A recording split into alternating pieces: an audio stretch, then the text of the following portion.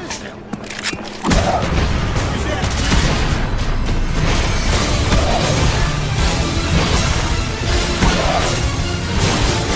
spy plane is here. Spy plane standing by. Our spy plane is finished.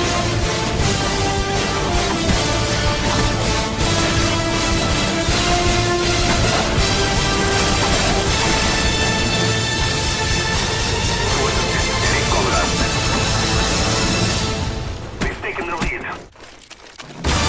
Securing A. What's up, guys? This is BeastMode, and I'm bringing you a new series of videos because you guys have been asking for it. That is Tomahawk tutorials. I'm going to start off with a pretty simple question that I get a lot, and that is, what perks should you be using? For your first perk, you're definitely going to want to use Scavenger when tomahawking. You don't necessarily need the pro version, but it is very nice to have. What Scavenger does is every time you run over a dead body, you're going to see those little blue backpacks. That's going to replenish your Tomahawk for you, eliminating the need for you to run after it and retrieve it yourself. This is really going to save your hind several times, especially when you run into multitudes of enemies and you need to take them all out very quick and in succession. Scavenger Pro, however, is also going to allow you to replenish your tactical grenades, and we all know that tactical grenades can make or break a knifer. Scavenger Pro also allows you to replenish your secondary weapons ammo, so if you're using the ballistic knife, you're also going to be able to pick up ammo on that. Overall, Scavenger Pro is what you need for your first perk. The second perk you're going to need to use is Warlord Pro, and unlike Scavenger, you need to have the Pro version of this perk, otherwise it will serve you no benefit. What Warlord Pro allows you to do is carry 2 Tomahawks with you at all times, as well as 3 tactical grenades. Combine this with Scavenger Pro and you should always have a Tomahawk ready and on hand.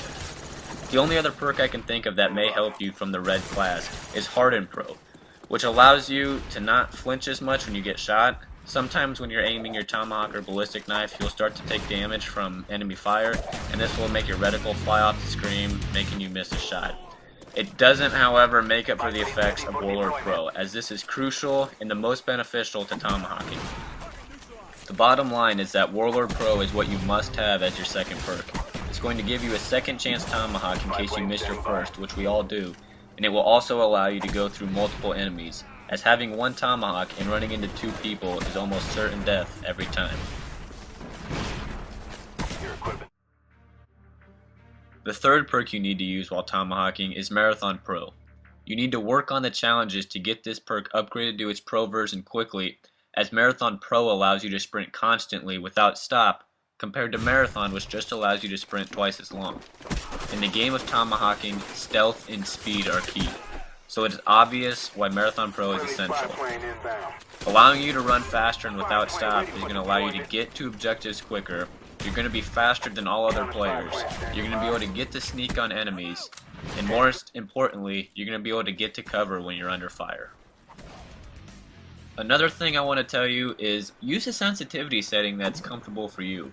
Personally, I usually play on 4. It's just what I've gotten used to, and I find the lower, just a medium sensitivity, it's easier to line up longer range shots, it's easier to aim, and it's easier especially on the far ones.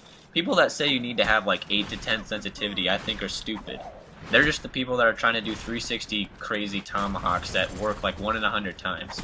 If you're watching this video, my goal is to get you better with tomahawks, not just get lucky shots. I want you to be able to use tomahawks as lethal weapons, not just trick shots that should go into a montage. So use what's comfortable for you.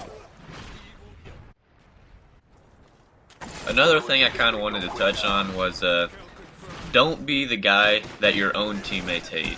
That being like, don't run out into the middle, especially if you're not as talented yet with tomahawks. Don't run out in the middle with them. If you're knifing on them, you're just going to kill yourself. You're feeding the enemy team kill streaks and kills.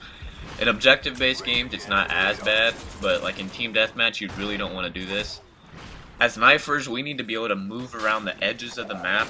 We got to be very aware and sneaky. Always be looking at your mini-map. Those red dots are going to help you all the time. Gunshots fired. You really need to be paying attention to that type of stuff and work your way around the edges of the map and try and get behind the enemy team. Also, Figure out alternate ways to get into buildings. You know, commonly used places where campers like to be. Don't just go in through the main door they're expecting you to come through. Find different ways to get up there, and over time you're going to pick up on stuff like this, and it's really going to help you out.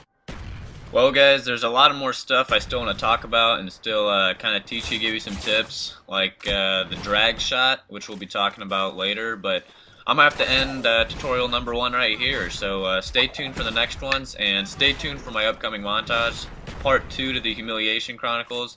If you haven't seen part 1, make sure to check out my channel and check it out. I think you'll enjoy it. Coming up here, I wanted to show you just a little clip from one of my best friends, Q-Tip, and it's this one right here.